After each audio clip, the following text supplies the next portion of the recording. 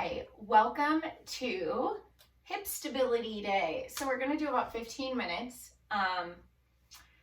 Hip stability is super important. Our hips' main job is to weight bear. And we want to make sure that those ligaments get stressed properly and stay viable while increasing the stability in the hip joint itself. All right, so we're going to go over a few things, few exercises that you can do consistently if hip stability is something that you are working towards or working on improving. But overall, these in general are good practices to incorporate in either, a weekly sequence, but somewhat routine, okay? Because like I said, those hips are important. We want to keep them working. All right, let's start on our backs. Oh, by the way, I have a rolled blanket and a bolster. You can have either or both. And then I have a couple blocks. So at least one block will be needed. And if you don't have a blanket or bolster, a rolled towel will do the job. Okay, let's go ahead and get on our backs.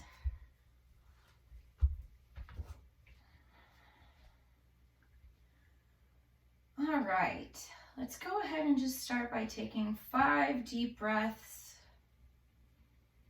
Inhaling through the nose,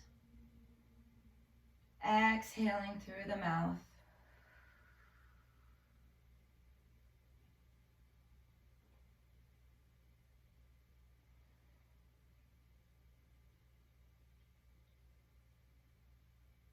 Slow, elongated exhales.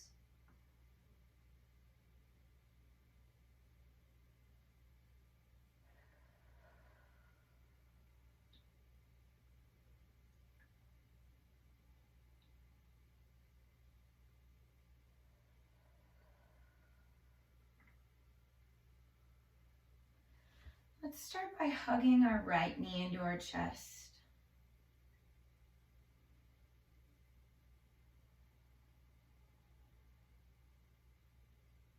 If you'd like to do any circles here, you can. We're just kind of warming up the hip joint a little bit. We'll work a little bit with flexion and extension of the joint, as well as internal and external rotations.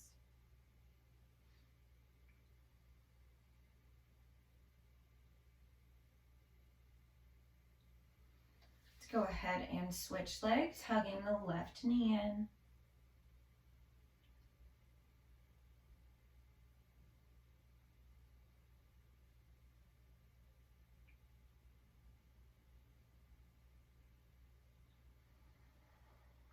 Letting the shoulders relax down towards the mat.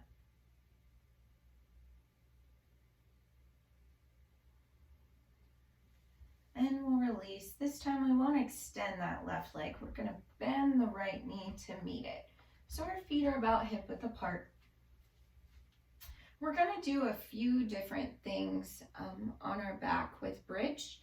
But this first time, let's go ahead and just move into a normal bridge, okay? So raising those hips as high or as low off the ground as you would like.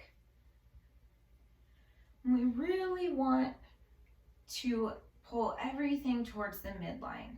So our glutes should be very active, our thighs should be very active, and our core, okay? If you want to interlace the fingers underneath the back and press those shoulders into the mat, go ahead and do so. It's your practice. Couple more breaths.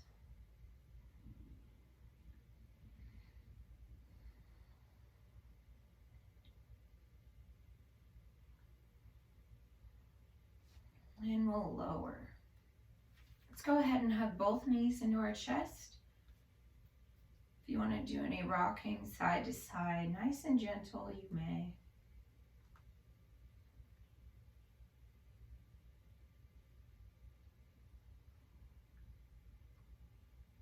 All right, we'll take the feet back to where they were in bridge. Go ahead and grab one of our blocks. Now what I'd like you to do is we'll start with the left leg for the purpose of you being able to see it better. We're gonna bring this knee up to just about above the hip. We'll flex the toes back towards us. So basically we want a chair shape out of our leg and our knee, okay? We're gonna take this block, we're gonna put it right up to our knee. Now, we're going to gently push our knee towards the midline as the block adds resistance, okay? Once you're there, we have 5 breaths.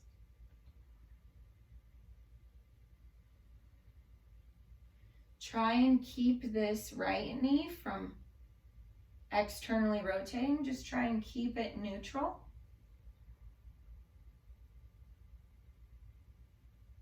Two more breaths.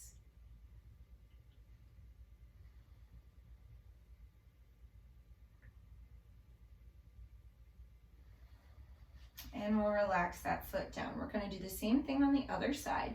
So bringing the knee to where it's, this is our guideline, okay? So we're trying to get here, but that may look different for you, okay? So don't think it's wrong because you're not in a perfect chair shape. If we're here and we're doing it this way, that's okay.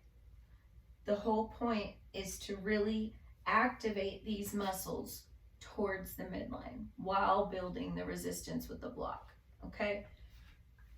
Gosh, I always say okay, and I don't mean to, but left hand has the block, we have our right knee against that block. Our toes are flexed back, and then we're pushing towards the midline. And breathing.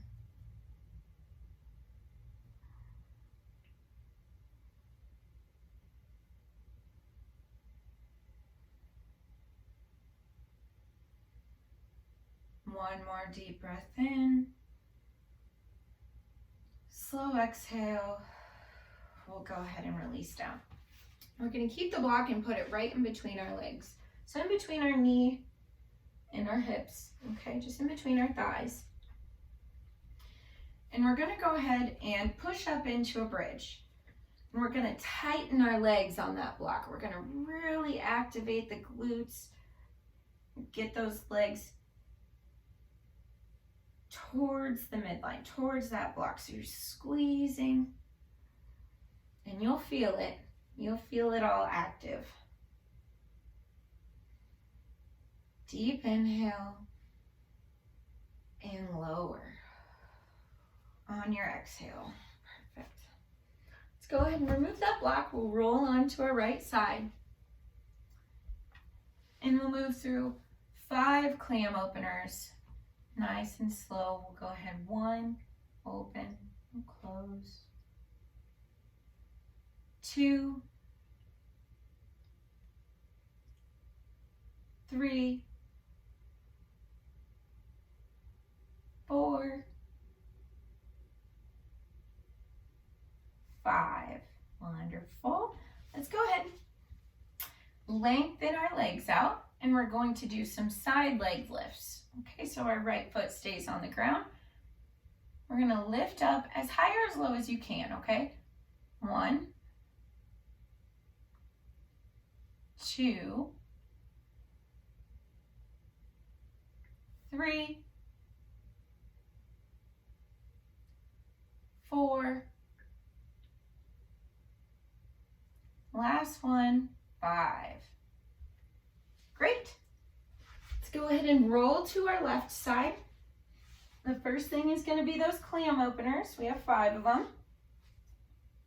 And we'll open for 1. Open for 2. And close. 3.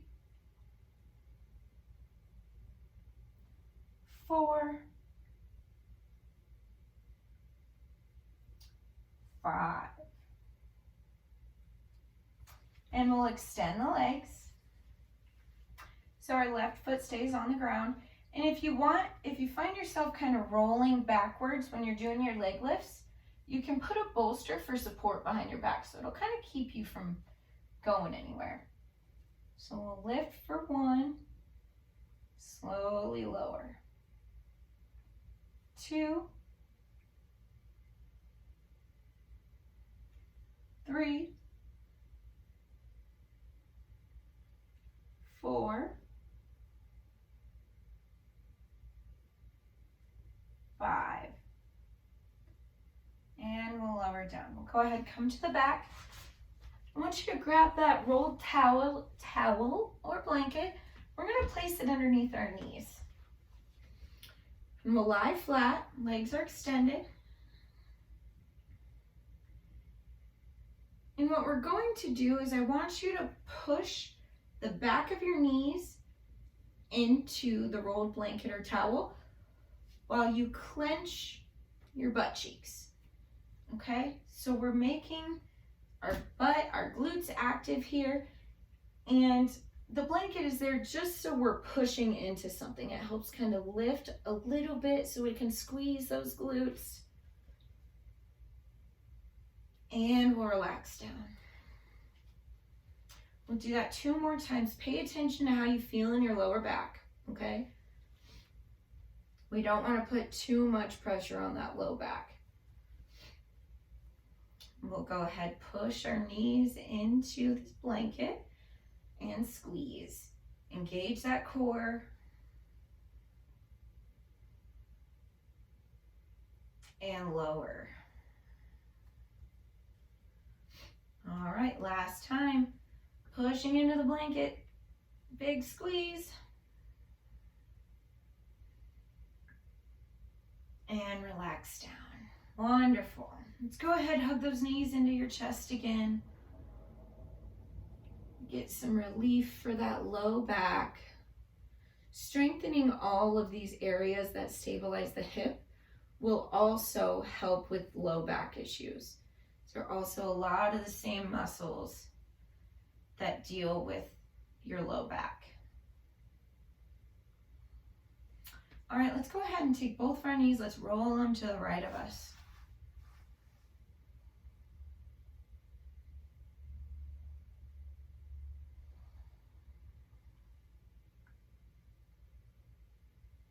Slow inhale here. Exhale, we'll go ahead, help ourselves back to center. Move both knees over to the left side.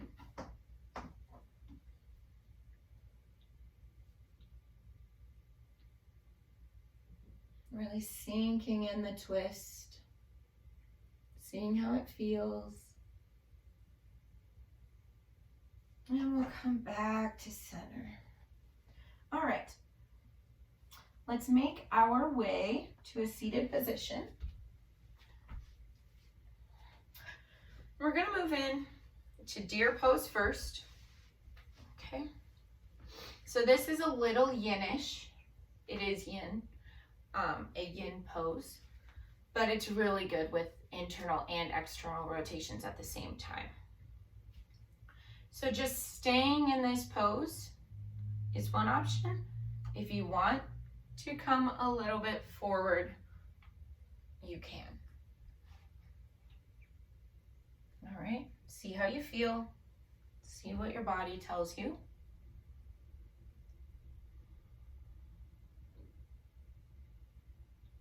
Just slow inhale. Exhale, we'll go ahead and switch position.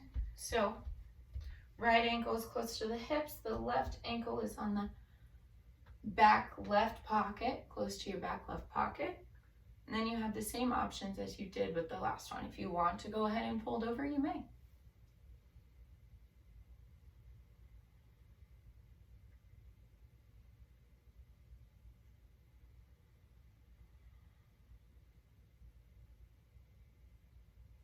And a deep breath in.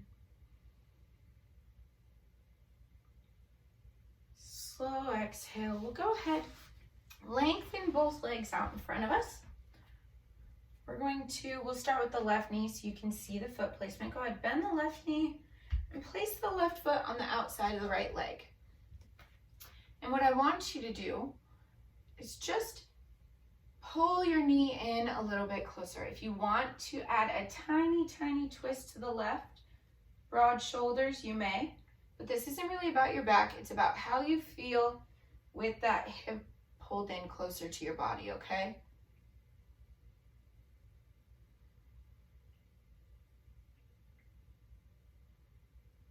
Now, I have my knee this close to my body, but if you're here and pulling your knee a little bit this way, you can feel that stretch in your left back pocket. That's what our intention is here, okay? Did it again. And let's switch legs. So the right knee bends, right foot comes on the left side of that left leg, and then we widen the shoulders. Just see how you feel all the way through that outer back side of your hip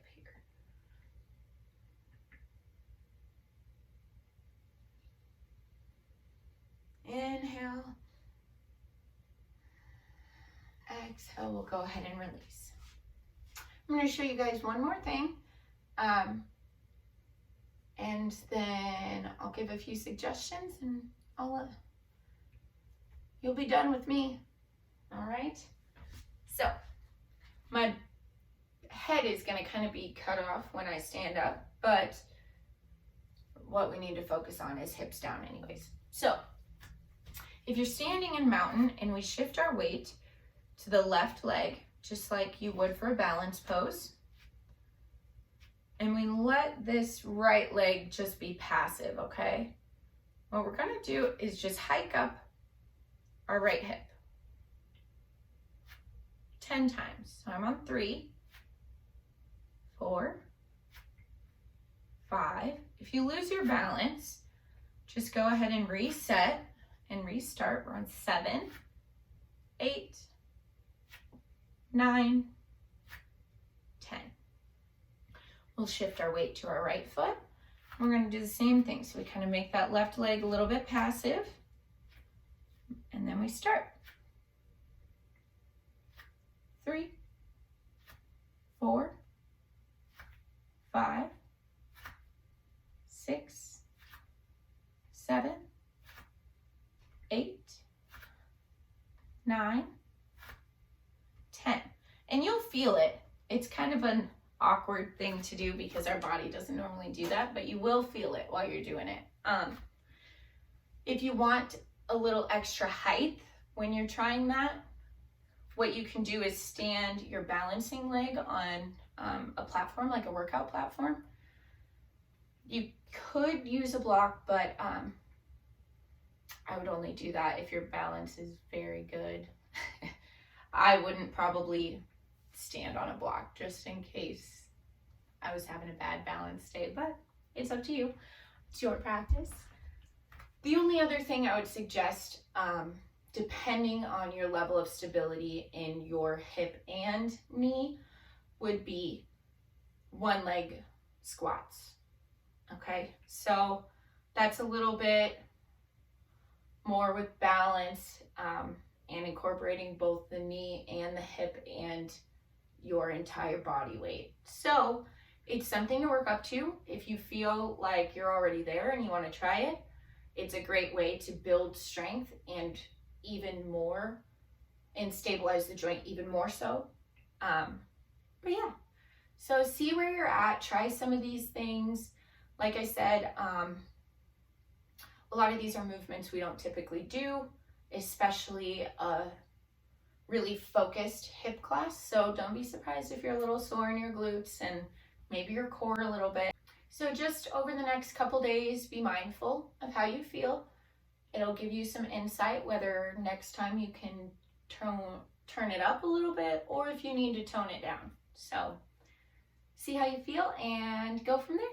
Have a good day.